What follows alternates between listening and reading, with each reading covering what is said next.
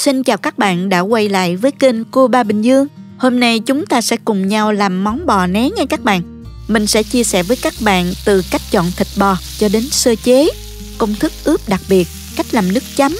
Mình chia sẻ từng bước để các bạn dễ theo dõi nhất, để chúng ta có một đĩa bò né mềm thơm, ngọt tự nhiên, thấm vị, không bị khô và hấp dẫn cho gia đình thưởng thức đổi vị mà không cần phải ra hàng quán nha. Nào mời các bạn cùng vào bếp thực hiện ngay với mình nhé. Chúng ta có thể xem những thành phần nguyên liệu chi tiết, hình ảnh nguyên liệu cụ thể để thực hiện món này ở cuối video, hoặc tham khảo những dụng cụ nhà bếp mình hay sử dụng bên dưới phần mô tả của video. Muốn làm món bò né ngon, các bạn chọn thịt phí lê là mềm và ngon nhất. Bạn nào thích thịt giòn hơn có thể chọn thăn vai hoặc là bắp hoa đều được. Hôm nay mình có 700g thăn vai. Thịt này mình đã rửa qua muối loãng rồi dùng khăn giấy bếp lau thật khô. Lưu ý là các bạn không được ngâm thịt trong nước quá lâu nha. Giữ thịt khô ráo nhất có thể để thịt thấm gia vị mà không bị ra nước nha các bạn.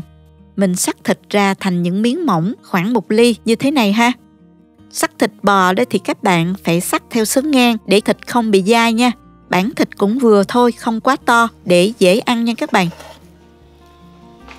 Như vậy là vừa nè. Xong mình cho thịt qua thố để ướp gia vị.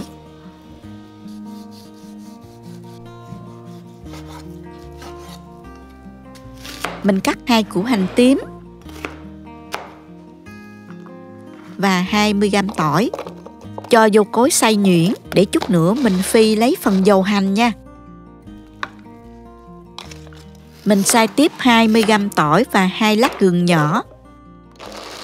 Mình cho vào một chút xíu nước nha các bạn. Phần này mình sẽ vắt lấy nước để ướp bò nha. Phần sả thì mình lấy phần non. Cho vô cối xay nhuyễn.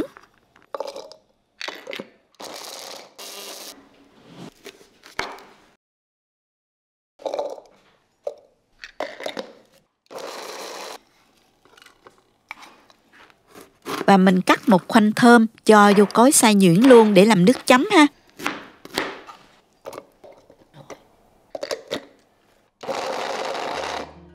Mình dùng nửa củ hành tây cắt múi cao để lát nữa mình dùng đến ha. Bây giờ mình cho dầu vào để phi hành tỏi. Dầu nóng thì các bạn cho hành tỏi vào phi cho đến khi gần vàng thì mình tắt bếp là vừa. Lượt lấy phần dầu hành riêng để chút mình ướp thịt nha. Món bò né ngon thì khâu ướp cũng quan trọng lắm nha các bạn. Đầy đủ gia vị thì mới ngon. Bây giờ mình ướp thịt nè. Với 700g thịt mình ướp vào đây 1 muỗng cà phê bột nêm, 1 muỗng canh dầu hào, 1 muỗng canh nước tương, 2/3 muỗng canh đường, nửa muỗng cà phê bột ngọt. Bạn nào không ăn bột ngọt thì mình không cho vào nha. Nửa muỗng cà phê tiêu, 1 muỗng cà phê ớt sa tế, 1 muỗng cà phê dầu mè, 2 muỗng canh dầu hành phi, 2 muỗng canh nước tỏi gừng lúc nãy đó.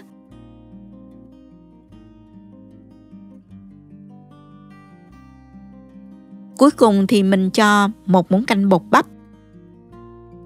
Trộn lên cho thật đều nhé các bạn.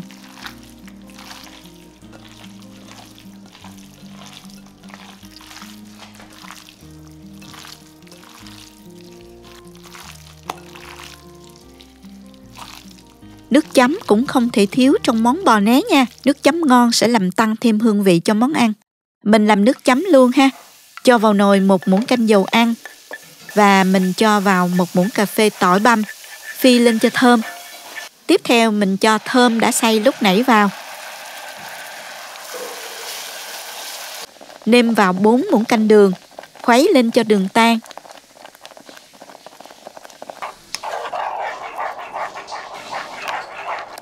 Và mình cho mắm nêm xay vào khuấy đều.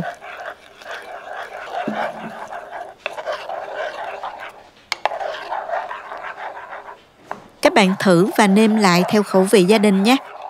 Xong rồi mình cho ra tô và cho tỏi và ớt xay vào nữa là xong. Thường bò né được ăn cùng với bông thiên lý, khổ qua bào, nhưng hôm nay mình sẽ cuốn bánh tráng nha các bạn. Mình xắt mỏng dưa leo và thơm để cuốn cùng.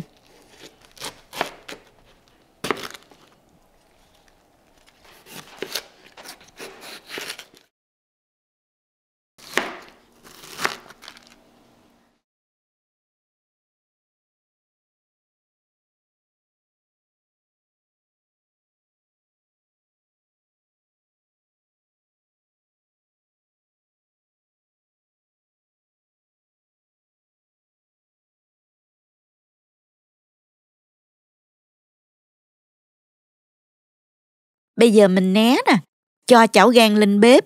Nếu không có chảo gang thì các bạn dùng chảo chống dính hoặc là các loại chảo khác có đáy dày một chút để giữ nhiệt tốt. Khi né sẽ ngon hơn.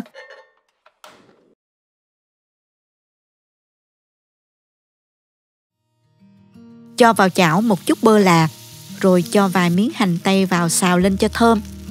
Tiếp tục mình cho bò vào xào cho vừa chín là được.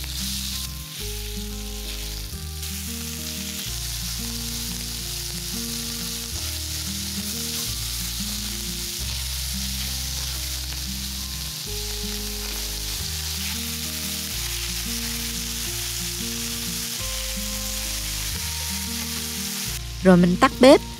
Bây giờ cuốn và dùng thử cho nóng nha. Mời các bạn. Mình sẽ lấy một miếng bò né, thêm một ít xà lách, dưa leo, thơm và rau thơm. Cuốn bánh tráng thật chặt tay để các nguyên liệu không bị rơi ra. Nhìn cuốn bánh tráng đầy đủ các thứ đã thấy ngon mắt rồi ha.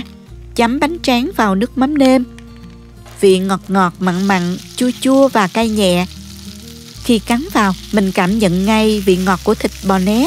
Thịt bò mềm thơm, không hề bị khô. Mùi thơm của hành phi và dầu mè, rau sống tươi mát, dưa leo giòn rất là hợp luôn.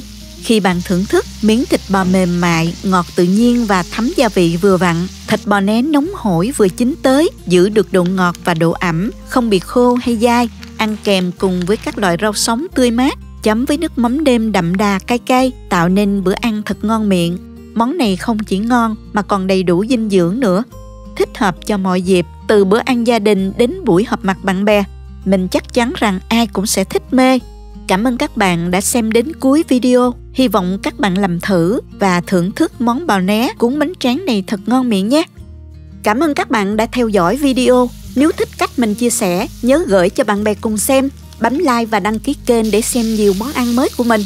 Nếu thấy video thực sự hữu ích, bạn có thể gửi tặng ekip thực hiện một ly cà phê bằng nút Super Thanks hình trái tim ngay bên dưới video.